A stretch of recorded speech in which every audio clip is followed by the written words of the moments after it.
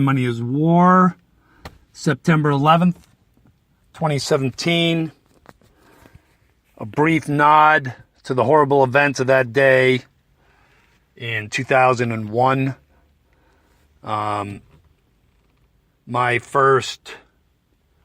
first child that I had, not the oldest child that I have now, but the first child that I had been born just a few months before then. And then I was riding on the bus to work, and my wife at the time said, look out the window, she didn't say that. She said the city is burning or something like that. Can't quite remember exactly what it was.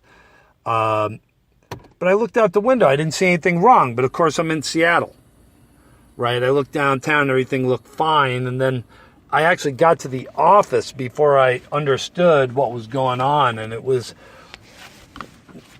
numb, right? I mean, it was like, it didn't compute. It was like the first time I was in an earthquake. The ground doesn't shake, right?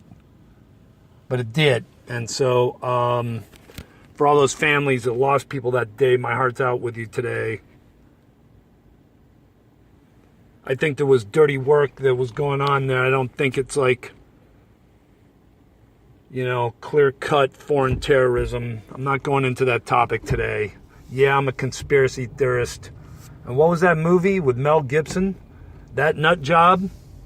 He's like, someone asked him, which of these are true? He says, I don't know, but at least 10% of them have to be. He's right. The number's probably bigger than that. You can use some common sense and see that there are things that aren't right. So, for instance, fake news. I don't know if any of you caught up with my Facebook post. It wasn't on this channel. It was on my personal page. I'm out there, Kevin Stone O'Brien. You can find it.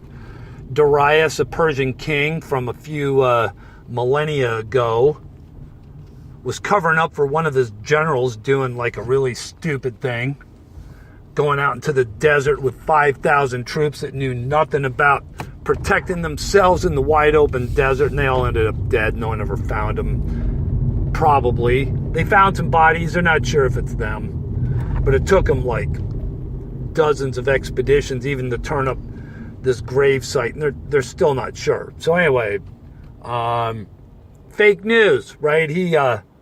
All he talked about was the great victory of the Persians defeating Egypt and conquering, that nation. And nary a word was spoken of this debacle, which was like a gratuitous add-on attack.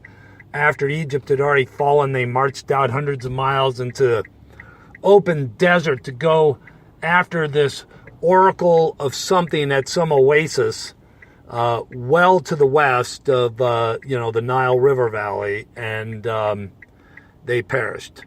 But the point is, the fake news. There was no defeats. There was nothing wrong. Everything was fine and dandy, and Darius said so it must have been true. What's my point? My point is don't believe everything you read, and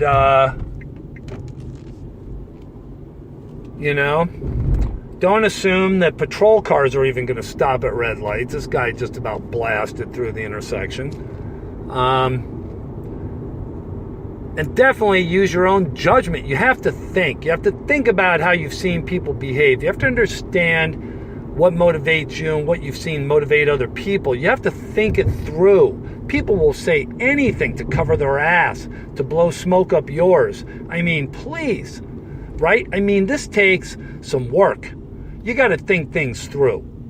Don't take anybody at face value, right? I mean, you are duty bound to show up and be a participant in your own life, and don't let anyone just feed you the truth and swallow it, hook, line, and sinker. That's how we catch fish.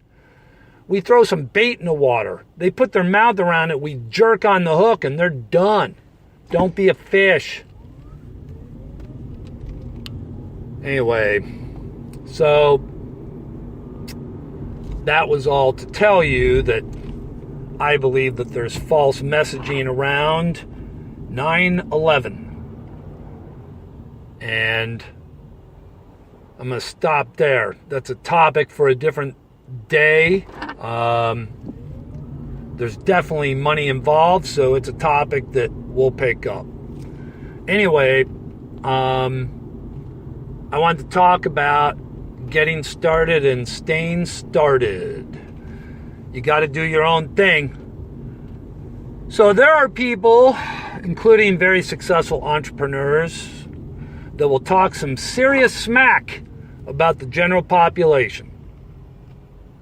Now, I'll challenge the general population, but, I am general population, so I'm not gonna ride too hard. I mean, I don't have any problems throwing a punch, right? I mean, if you've listened to me at all, you know that. But there has to be some context. People fail. People can change. I am living proof of people can change. So we're not going into that story today. But suffice it to say, I have reinvented myself more than once. Sometimes out of necessity and sometimes because it just made sense. So whatever your position is, if you don't have everything you want, it certainly at least just makes sense that you should do so.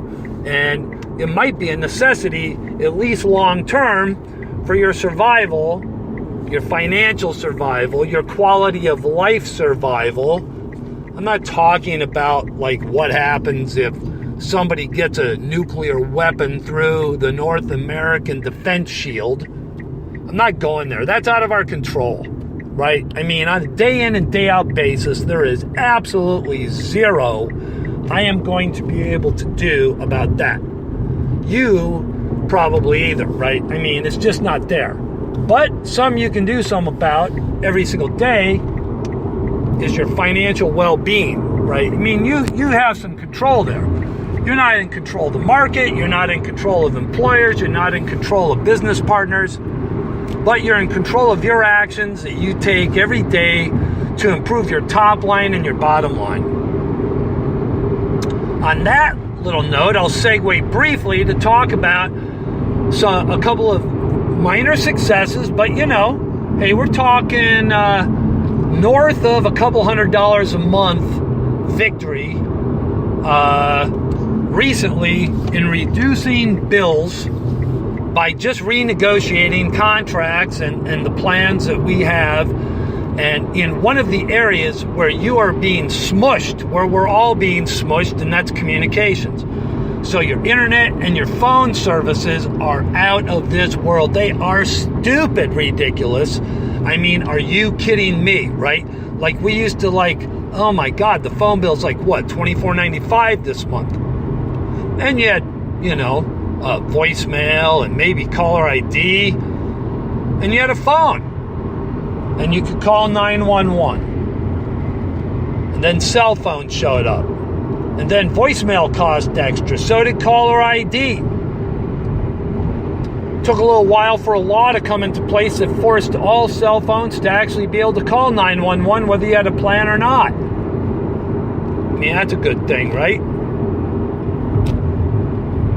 I think it is. Anyway, what was I paying recently? Let's see. I was paying about $295, just south of $300 a month for 5 lines in phone service. And let's see, the internet and phone had finally creeped up to, what, 152 or 153. So over the last week and a half, we've been able to reduce those two bills down to $160 and probably going to come in at let's see, 75 taxes, I don't know, $87, $88. So a huge reduction. I don't know if I've been interrupted. Hang on a second. Trying to figure out if I'm still recording. Yeah, looks good. All right. So the evening spam phone calls have begun. Anyway, let's see. So what? $295, $155 for the math, $450 a month, like $446, $447. Down to, let's see, 90 and 160. That's 250 minus what, 247. So that's like $200 a month. Yeah, just about dead on, right? Save. So it's like $2,400 plus a year not going out the drain pipe. And we actually improved the overall plan. We had to drop a line, but we weren't actually using it. It was just hanging on. So we dropped one phone line, no big, but everyone has unlimited data now. And on the internet, we switched companies. Just got fed up with Comcast. Absolutely fed up. And CenturyLink had been able to improve our DSL service enough to, I'm sure it's going to work out just as good on performance, if not a little better. Although the numbers lower, DSL is a static service, so there's no variability in the service, at least theoretically. Cable, however many of your neighbors are on, directly affects your throughput. DSL, it's not supposed to. It's supposed to be a dedicated line. And we're going to be paying, what, more than $65 a month less. Awesome. Hey, there's a bill all by itself, $65. What do you get for $65? Nothing. So, anyway, that's what my wife and I have done recently that feels really good. Changing our bottom line management. So, money is war. I mean, it all counts.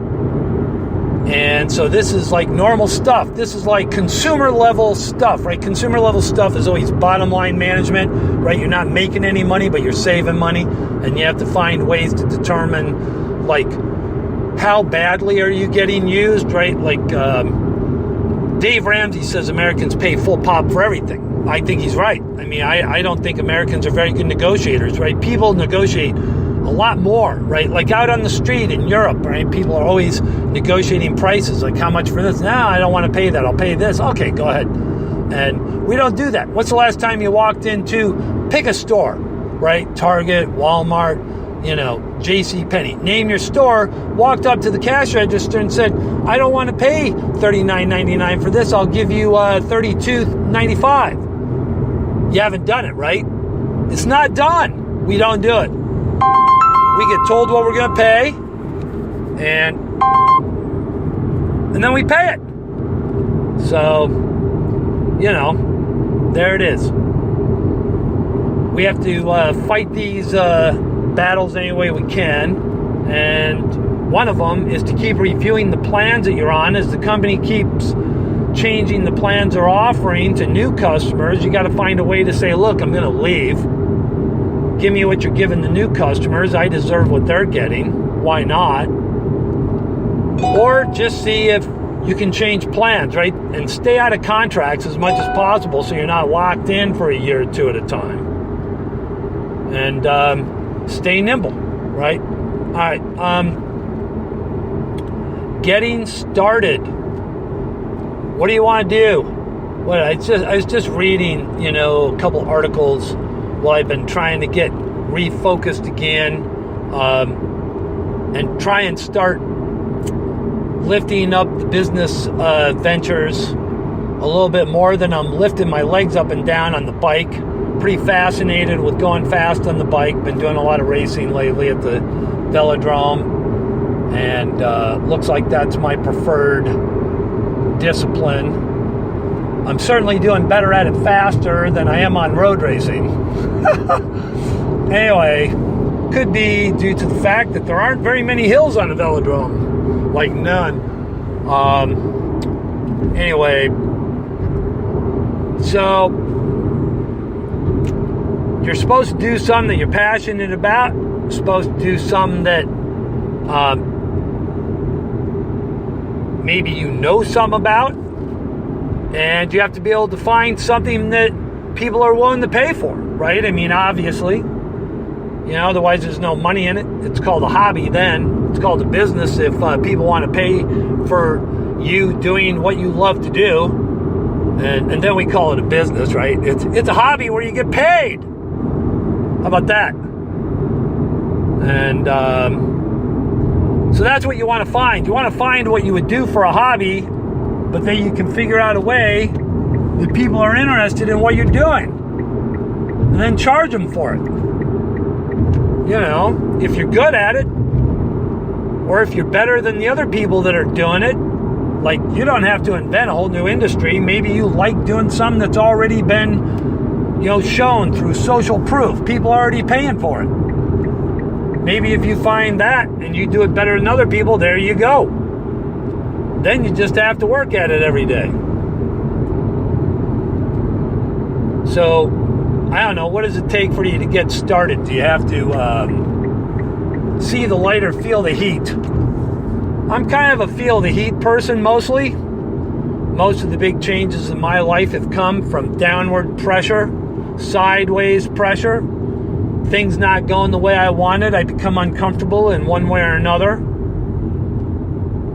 That's usually what it's taken. And, there was a little bit of that this morning. There was some uncomfortability in the home, in a discussion with my wonderfully betrothed and I, or betrothed. Maybe we're not betrothed anymore because we're actually married, but so I think that just means before you're married. Anyway, so my marvelous bride and I were not having the most cordial conversation. And, she was pointing out something I'd said, something I wasn't taking action on. And I decided I had returned the favor. I started pointing out something she had talked about doing that she wasn't taking action on. Now, things didn't get too snarly, thank goodness. I mean, the longer we're married, the more manners we get when we start in, right? We've got much better manners than we did a few years ago. Things got pretty freaking ferocious sometimes a handful of years ago. And because we're on a slow train to success, right? I mean, we've got a slow simmer going. I know we're getting there. I know it. It's not just like, boy whistling in the dark. I know it. I've been asked by people how I can be so confident. It's because I know it. And I've known stuff my whole life. You probably have too. You got to trust yourself, right? I mean, you're good at stuff. You trust yourself around the stuff you're good at. I'm good at knowing certain things. I know that we're going to be financially successful. We're going to have a great retirement. I know I've got defects of character. Slowing that process down. So anyway, here we are. Knuckles to face. No, just kidding. Mouth to mouth. Little bit of unhappiness, Little bit of acrimony, not too much. Acrimony is a pretty strong word for what was going on, so. Some ruffled feathers. And I gotta say that, it's normal. I think that's one of the ways that I keep going. I have to be reminded about my mission. I'm boy distracted, I've got a whole lot of things I like to do. I'm a 56-year-old kid. There's never been enough playtime. It's going to be an ongoing problem. It's a good problem to have. I remain interested and young at heart. And, I appreciated the prodding. It actually led me to come out into the car on the way to work and listen to someone else's podcast. And, this person was getting me motivated, right? I mean, they were just pretty much on fire, right? I mean, they were very passionate about what they were talking about. They were just talking about, a couple of the basics, right? Like, one foot in front of the other. But one of the most important things they talked about was doubt and negative self-talk. Now, you know what? We're decades into this. So no, it's not Oompa Loompa, hoofity poofity, soft skill bullshit anymore. It's not. This is real crap. We know it is. Even if you're a macho man, it's real. You've been talking shit inside of your head. In case you're not listening, you need to sit back and listen to the stuff that's going through that head of yours and realize that a bunch of it you're using just to kick your own ass. And it's pointless. It's completely disruptive and destructive to your ongoing progress. There's no point to it. If you failed on something, fine. You failed, you can do better, move on. Next iteration. Success is an iteration of failed, moving into success process. I mean, that's it. Go ahead and find the person that says that they're successful the first time they do something on a consistent basis, and I'm going to show you a blowhard liar. So, anyway, I suggest you tune into that radio that's playing nonstop in between your ears and find out what it's saying to you. If it's saying you can't be wealthy, if it's saying you don't know what you're doing, if it's saying you're not good enough, if it's saying things like, that bitch, she, I can't believe it, you're wasting your time, right? I mean, you can't do anything when you got that kind of thing going on. If it's filled up with fear, resentment, and I'm telling you, anxiety about your financial future is nothing more than fear. It's a dirty word. It's a 4-letter word. It's the dirtiest word. Fear. It's caustic. That means that it corrodes. That means it destroys everything it touches.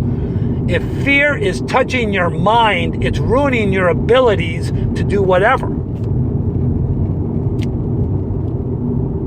Faith, well, it's a 5-letter word as it turns out. And I think it's the rock bottom of everything. I don't think you can go deeper than that. I mean, you can say knowledge. I think that's probably true, but not knowledge like you get in school. It's not like, oh yeah, I know something about history or I know how to do this calculation in math. It's like you know the future. You have a vision. You're a prophet. I know that sounds like really whack, like, whoa, wow, he just stepped out of bounds. I don't think so. The number one muscle you've got to work with is right between your ears. It'll lift every other muscle you've got up and down, right? It does it all day, every day. It does what you tell it to do, and it keeps doing a whole bunch of other shit you want it to do as long as possible, right? Like it keeps breathing. You don't have to think about that.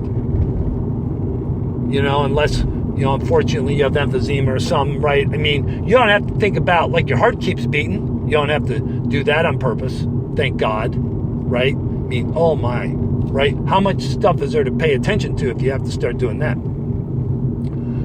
Etc. Right? I'm not going to go through all the bodily processes that are just working for, almost all of us, thank God. I'm just making an analogy, and I'm not trying to be cruel to anyone that's having health problems. But I do want to tell you that you can use that big muscle that's between your ears to help almost every single health problem you've got. Maybe you can't get rid of it entirely, but you can ameliorate it. You can make it better. I've done some serious healing using meditative techniques and having faith. Faith is the number one element. So you got to believe in yourself. It'll be virtually impossible to get started without some faith, unless you just got so much fear in the future that you're terrorized into action. And I've done that, but it wears out. That shit wears out. It did for me anyway. all of a sudden I turned up exhausted. It's like, oh my, what am I doing? I'm just living out of pure terror, right? Like the sky is falling, better run. Terrible way to live. Just what an awful quality of life that was. So faith, you got to believe, man, There's a lot of different ways to have faith. I'm not going to spend the next half an hour breaking that down. I've got a lot of thoughts on that. It's a worthy discussion. I should make it a chapter in a book I should write. Maybe I will. There's another thing I really want to do, and I'm supposed to be working on that a little bit every day. So today is a brand new start. So now I'm going to segue into the other part that I want to talk about, and that's staying started. So I stalled for a little bit, but I didn't quit. It never left my mind. Got a little bit iffy there in terms of feeling good about myself. But there was a reason for that one. That wasn't just me beating me up. That was like, oh, I'm not doing what I know I'm supposed to be doing. So that's a just criticism, right? That's the kind of criticism where you say, man, yeah, got to get back on that horse and ride, man. Can't let this get away, right? I know I can do this. Come on. I owe myself or my family, my wife, my children, the future, my community, whatever your motivation for doing this is, you have an obligation. You want to do this the best you can. There's a lot of rewards, not just financial, but there's a lot of like, man, this is a good life, right? It may be a hard life. I mean, there's a lot of days. It can feel pretty different, stinking tough. I got a child that's going through a rough patch right now. I mean, we're talking about full blown, what's it all about? Angst, just, teenage nightmare, stuff that I went through. And that's just one example. You'd say, boy, that's not the good stuff, right? Because at least you still got a home to live in while you're trying to figure it out. Instead of being out there on your own, trying to make a living, not knowing what the hell's going on. Anyway, staying going. It's the number one thing. So here is a big part of staying going. A big part of staying going is just accepting that it's going to suck some days. It is. You're not going to want to do it even though you love it. It's because you just don't want to. You got to poop in your diaper that day, and that's just the way it is. Or you've got 12 other things. Doesn't the world understand how put upon I am? It's too much for me. All that crap that gets going, the self-pity party, His Majesty, the baby sitting in my high chair just squawking. Whatever. I'll get over it. So will you.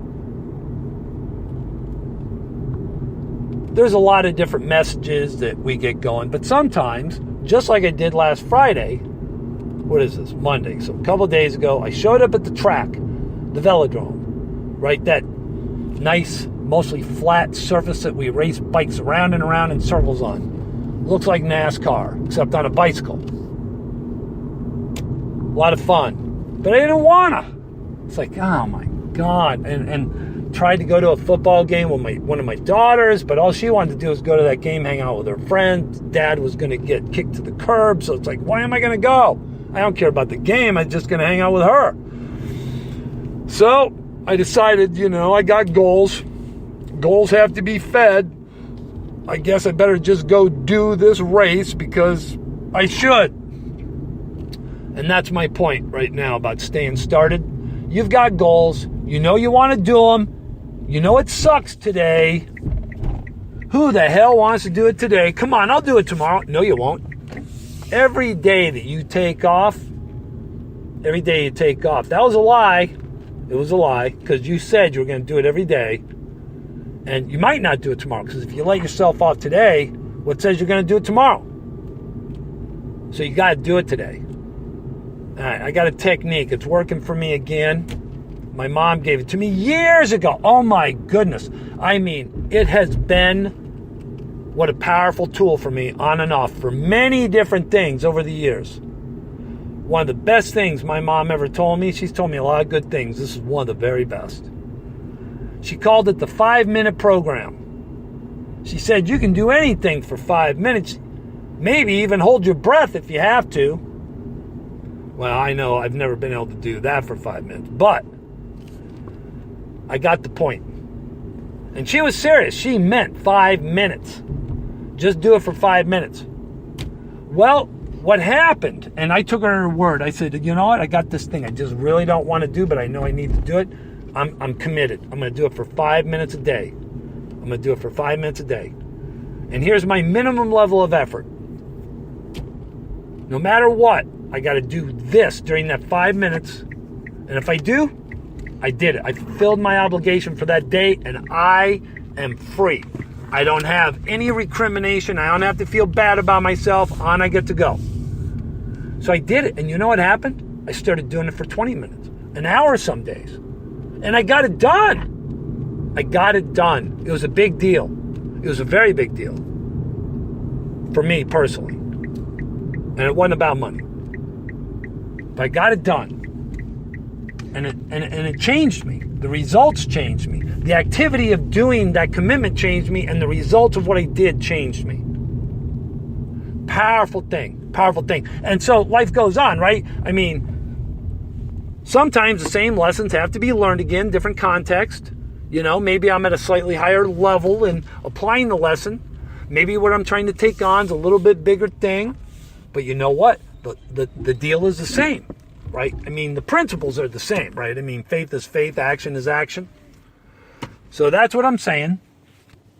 The 5-minute program. And that's what I'm handing off to you today. If you don't take anything else away from this hodgepodge of rant and ramble that I've had going on here for the last whatever minutes it is, looks like 32 minutes, take away the 5-minute program. If you've never heard of it, start applying it today to something that you know you should be doing that you haven't been able to make yourself do. And don't let up. And watch what happens. Apply that 5-minute program. Let me know how it works for you. Kevin Stone O'Brien, Money is War. I'm out.